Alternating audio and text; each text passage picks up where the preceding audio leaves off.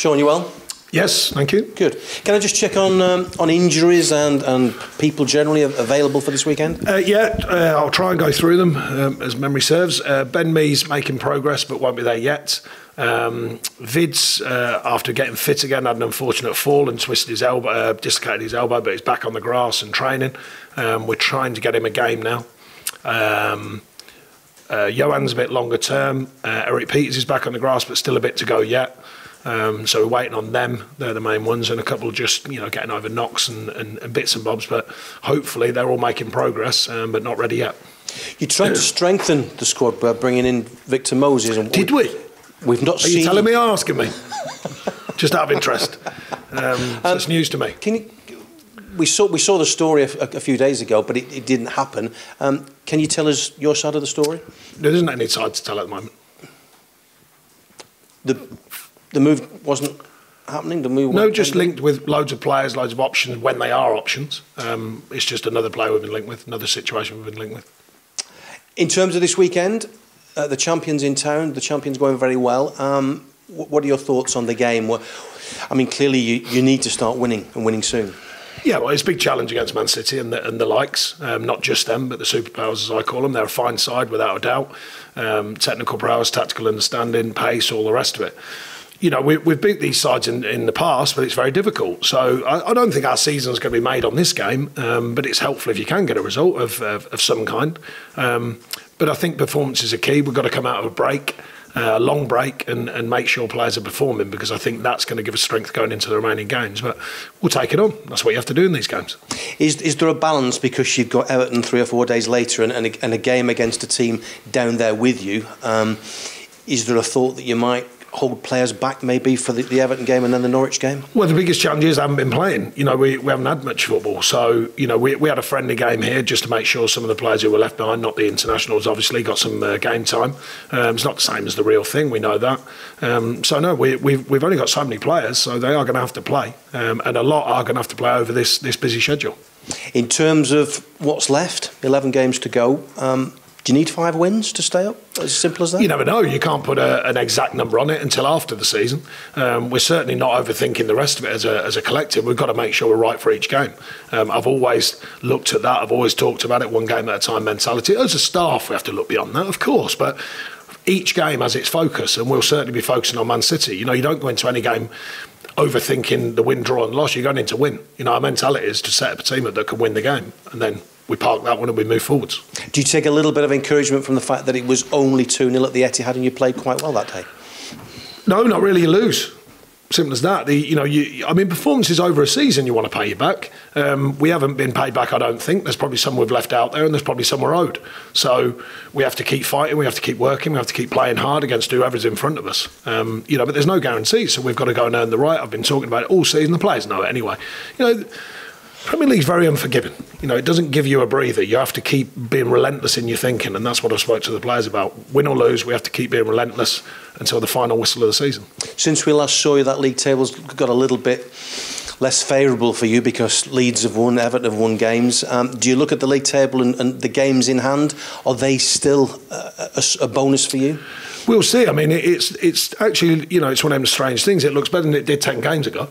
Regardless of the last 3 losses, it looks better than it did then. So we have made some progress. We've made progress with our consistency. We just dropped off, not much off, but we weren't quite at it against Brentford. But all the other games, we've been at it. Chelsea too strong for 10 minutes, a bad 10 minutes, but they're a strong side. And they can open you up when you give them the chances to, which we did. But a lot of them performances were good performances. So we've got to maintain that thinking and go into the next tranche of games with a clear-mindedness. It just seems as if you need to get just a little bit of momentum that you had when you had those wins over Brighton and Spurs back-to-back. That will just give you that little platform, won't it? Yeah, it sounds easy, when you talk like that, it sounds so easy. We'll just go, we'll just walk out there, we'll beat Man City. Trust me, it's not that easy. But yes, we do have to win games, it's simple. Can I also just ask you a few wider points? We're asking everybody today, the Maguire booing the other night when he was playing for England. What do you make of that, booing your own players? It happens. I had it myself at Bristol City, not the level of Harry Maguire in England, of course. You know, I was captain and got slaughtered for a bit. That happens. You know, it's a crowd mentality. Sometimes they grip hold of something that they're not happy with and it spreads very quickly. Sometimes it evaporates quickly. You know, the legend, I mean, Gareth mentioned a few. The obvious one to me was David Beckham. I mean, absolute legend of a player, and he got absolutely slaughtered. You know, so it happens. I don't think it's ideal. I don't think it's ideal for the team because it kind of gravitates around. For one person, it kind of leaks onto others around them. So I get Gareth's point when he spoke about it, try and say, well, I don't think it's helpful. But it's a reality of the game. You know, it's...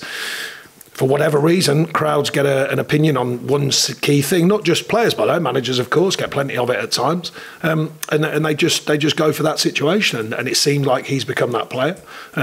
Not easy for the player, top player as well. Not easy for him, but it just goes to show you know how quickly it turns, because it wasn't so long ago he's been lauded as a legendary player for England, bringing the ball out from the defence into attack and the like. So, but that's football for you. You know, it changes very quickly and opinions change very quickly. His job is to find his consistency, which I'm sure he'll do because he's a top player in my opinion. And Gareth had his fair say in what he thinks is appropriate about the team and trying to look after his players. And does he just have to be thick-skinned when it comes to comments from the fans? Well, it's part of the world that we live in generally, but it's certainly part of football world. It's not ideal. No player wants it. And players do feel it, you know. When everyone says, we've all said it, you know, we don't care about it. Of course you do. Of course you do. You're only human. So it does affect people. And it affects their lives, don't forget. I went through it and nowhere near that level. I've been through it as a manager. You know, there's a knock on. It's not just the player, don't forget. It's family, friends, everyone who knows you. It does knock on. But that's part of being a footballer and part of being in football, actually. Managers, players, coaches, not so much coaches. You can hide a little bit. I used to hide behind Malky back in the day, but Wody hides behind me, that's for sure. But no, you know, you don't get as much as coach, but the manager gets a bit and players can get a bit. It's not ideal, but it's part of football. And the Premier League talking about going back to 5 subs. You have a view on that, I think. I've only shared a commonsensical view, nothing other. You know, the big clubs are in lots of tournaments. I understand why they want 5 subs, definitely. I would, if I was at one of them clubs and you're in many tournaments, you've got many international players and most of them playing, you know, when they're called up on international duty, playing them games as well. My point has always been for the smaller clubs like ourselves, a bigger challenge because teams can rotate so easily, you know, especially not all teams, but there's a clutch of teams who, you know, we all know you could change 5 players at any given time and the team wouldn't look much weaker, if at all. So it just gives them a little bit more leeway. But I do understand it. I've said all along, it often gets misrepresented, but I've said all along, if I was at a big club with 25, 26, or 25, squad of 25, but often 20 odd of them would be international players, then I'd want the chance to use as many as I can, and I'd want the chance to rotate, and I'd want the chance to keep them all happy. So it gives you a bit more leeway in allowing more game time for players, because eventually players want to play. So it does allow them a little bit more leeway with that. That's all. It's only about my commonsensical view. And can I just ask you, are you a big golf fan? Masters coming I have been. Unfortunately, I had 2 years with a back injury and I couldn't have it done because of COVID. So I literally picked up the clubs again about 10 days ago and went at the driving range at Clitheroe Golf Club. Thank you very much, Clitheroe Golf Club, for letting me use your driving range. So yeah, just getting back into it now. But the Masters, will you keep an eye on that? Probably Woney and Sony. They're big golfers, very good golfers, both of them too. All right, work in progress. My golf is work in progress. But yes, I'll keep me on it, yeah. Thank you very much. Thank you. Cheers, Peter. Hi, Sean. Good to see you in person. It's been a while. Yes. If we could just look back to the start of the week, obviously Nick Pope, Wayne Hennessy, Peacock Farrell all started for their respective home nation clubs. I imagine not just for them, but for Burnley Football Club, that must be a source of great pride because I don't think that's probably happened from one club for too often. I think I'm right in saying I think Tom Heaton came out of the system here or the situation and got an England cap, and then Pope has followed on with that, which is fantastic. Why not? I mean, whatever level, whatever club, that's an amazing feat. I think 100 caps, I think that's fantastic. We gave him a little ripple this morning in training. He got a nice cake. So yeah, no, but fantastic for him. And Bailey Peacock, yeah, doing great. You know, I mean, look, you know, it's nice to see when players. I mean, we've got a few internationals, as you know, and it's nice to see them getting recognised. And I think Pope in particular. I mean, I think a lot. I'm bound to say it, but I was surprised he wasn't in a couple of squads. But see him not only in the squad and play is fantastic for him, and fantastic for the club as well. Looking at the job at hand then, the running, what's it been like around here over the last 2 weeks? Disappointment, obviously, with the last result. Has it been a chance to regroup and reassess? Or is it a case of, albeit Man City this weekend, everybody's chomping at the bit to get on the pitch and do something?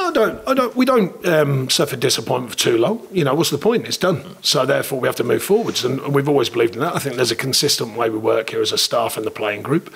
There's a good feel about the camp, usually, virtually always. We have our down moments, but generally there's a good feel about it. And I think we've insisted upon that. You know, it's an important part of the culture of what we've achieved, or using the culture to achieve things and the way we go about it. So I think there's been a balance to how we work here. The players don't always need reminding. They know what's at stake. They know what's in front of them. But it's fair to say we want the camp to be a good feeling around the camp and a good energy to it. So that's what we insist upon, and that's what we try and create. Yeah, and you talk a lot about the players and their mentality, but what's yours? Do you relish a challenge like this? I think you have to as a manager. Whatever challenge it is, you know, the top manager are trying to win things, and that's the pressure they're under. For me, it's slightly different, trying to keep a team in the Premier League. I mean, there's different challenges for every manager. You have to relish it. You wouldn't be a manager if you didn't relish it. You can't. It's not always going to be glory. You know, there's going to be some tough times, particularly when you're in the Premier League and you're us. You know, there's got to be a reality to it. It is tough. Every season's tough. So I think it's part of the job. I think you have to relish the reality of football, and it can't all be glory. You've got to make sure that you're digging in on the days when it's not such good news. And naturally enough, there's a lot of focus on the upcoming games against Everton, Watford, Norwich, but the position that you find yourselves in the table, even when it's Manchester City, it can't just be a free hit. You're going to have to pick up points elsewhere as well, aren't you? Yeah, well, you've got to try and pick up points from everywhere. I mean, you know, went to Liverpool, no one fancied us there, beat them. Big task. You know, we beat Arsenal when no one fancied us ever winning down there because we couldn't quite get them over the line. And, you know, Man City is a tough task, don't get me wrong. I always think they're a top side, and they are very difficult to play against. But we have beat them in the past. They had a quiet day, we had a good day. Sometimes you need that to happen. I mentioned that many times.